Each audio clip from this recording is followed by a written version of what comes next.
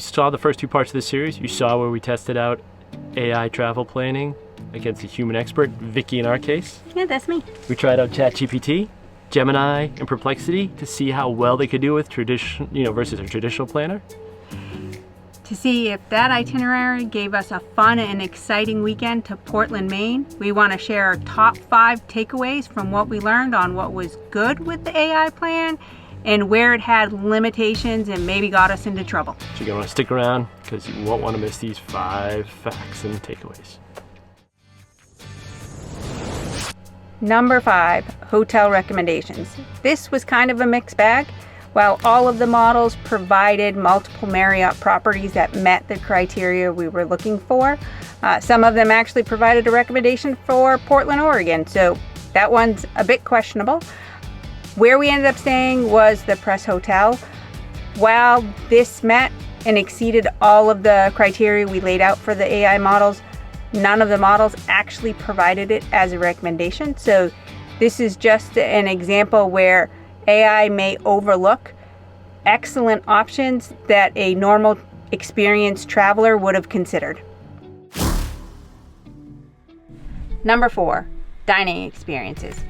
AI did provide us with some great dining recommendations. One of those you saw in the last video that we really enjoyed was duck fat. We also had some questionable recommendations. If you watched the first video, in this series, you would have seen that we specified we wanted restaurants beyond just seafood. But in reality, the AI models all gave us recommendations for restaurants that were primarily seafood. So that kind of didn't really work for us.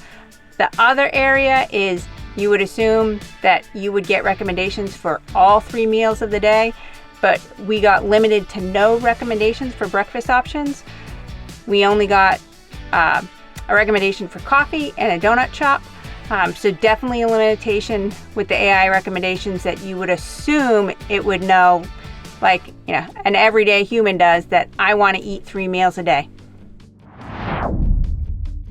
Number 3, unexpected wins. On a positive note, the Cryptozoology Museum was a little quirky, a little out there. Probably not something we would have necessarily picked on our own. But it was picked by one. Gemini Pro was the only one that identified it. But that does show that sometimes the best experiences you have are not things you normally go for. AI took us out of our usual model, I guess, things that we'd probably look for. We had a great experience. It was fun. Like we said, little unique, little different. But we really enjoyed it overall. So it's a plus.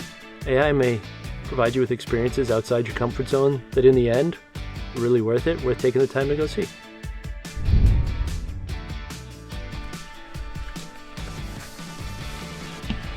Number 2, shifting from attractions to practical advice, assuming the human will listen. You may have saw in the first video, we kind of chuckled, where it made suggestions to bring, winter gear, hats, gloves, and footwear. Something I didn't listen to. And as a result, we had some really funny video, particularly on Portland Headlight, where I almost took a digger. My shoes were like racing slicks on all the snow and ice. Even had some spots where we didn't record, walking back from Terlingua, that I almost wiped out as well. So AI, in this case, actually did a really good job of suggesting things, particularly from down south, coming up to a place you're not familiar with, or anywhere. You may not know what the local environment's like. Like I said, of course, it's only as good as the people when you listen. So, win for the AI in this case. And the number 1 takeaway, I think we had multiple AIs that were confident in their suggestions for places that were closed for the season or had reduced hours because it was winter time. And I guess AI assumed they were indoor activities, so they would be open in the winter. One of those examples is one of the local mansions that I actually was excited to see, but then discovered it's closed during the wintertime. So this really exposed a flaw with AI in the fact that it does not maintain or have current data to be able to understand seasonal activities or hours across different locations, both restaurants as well as kind of entertainment or tourist kind of venues. Yeah, and to be fair, I did think we talked about that in the first video, that not all the AIs have access to real world. A couple do. So we'll give them a half break on that. I suppose if you knew what it was. But the key takeaway from that is always check the recommendations that AI gives you just to verify that they're actually, one, still open and haven't closed permanently, or are open when you're planning to attend. Hopefully these 5 takeaways gave you some things to consider. Talked about some of the limitations of AI as well as some of the pluses, I guess you'd say.